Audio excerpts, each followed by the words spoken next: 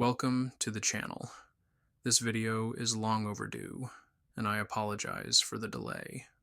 Today, we will be talking about sigil magic.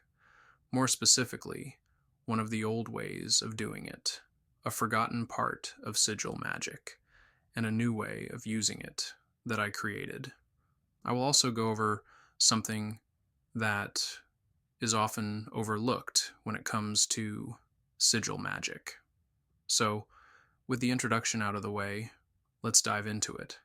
To begin, we will talk about one of the old ways of doing it.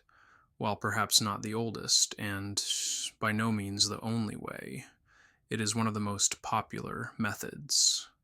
That is the letter method created by Austin Osman Spare, and later popularized by Peter J. Carroll and Phil Hine.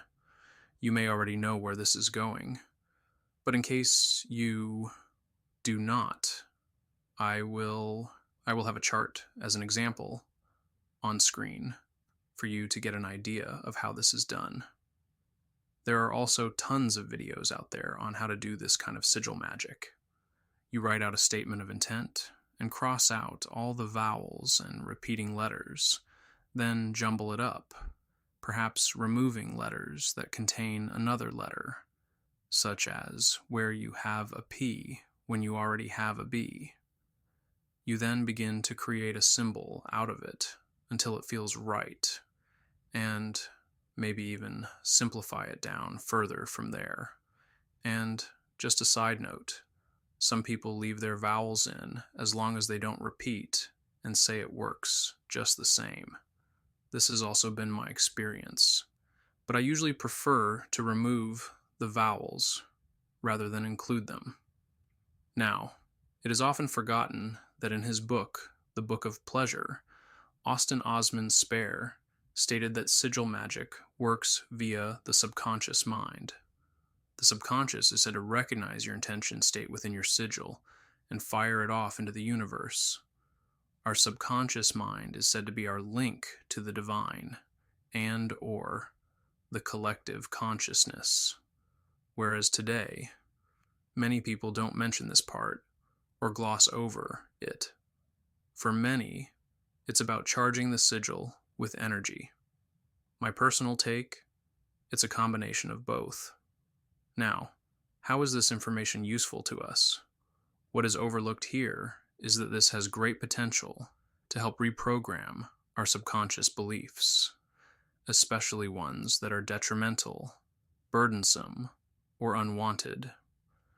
I will only give a brief example here, as I feel most of you may already know about reprogramming the subconscious. If not, I recommend you do some research on the matter, especially about affirmations, as that will give you a solid basis on how to craft the sigil statement of intention. After looking into that, you can fuse that with what I present here. Using the regular letter method, we can simply make our sigil's statement of intent as I believe X. We will do this even if we are removing a belief. We want to use a positive statement, as the subconscious more easily recognizes positive statements. We do this and replace the unwanted belief with its opposite, or a more objective, desired, and less extreme variation of said belief. This could be a whole separate video or even a video series on its own. In the future, I may create such a video or series if you all would like that. Now onto my personal technique, which I created. Disclaimer: I would only reserve this for when you need added and extra power and not use it all the time.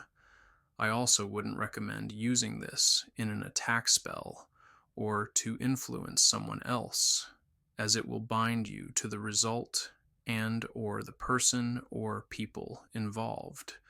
Now, with that out of the way, this technique is quite powerful and combines three magical techniques together: the bay leaf spell, sigil magic, blood magic.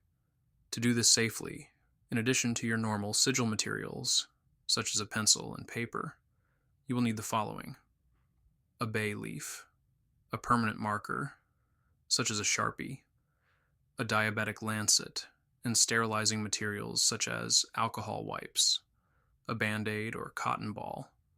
To begin, you will work on the design of your sigil on paper until you find its perfect variation. After the design is complete, you will draw it on a bay leaf and add your own blood. Or, if you are uncomfortable with the use of blood, you could also use dragon's blood oil as a substitute. After you have completed your design, you will charge the sigil using whatever method you prefer. Then, finally, you will burn the bay leaf and blow the ashes to the wind, or use them as you see fit. If you have any questions, thoughts, or concerns, please feel free to drop them into the comments below. If you've enjoyed the video, please feel free to like, subscribe, and/or share the video as you see fit. With that, I am the Gray Mystic, and it is my sincere will that this video has helped bless and aid you on your journey. Blessed be, my friends.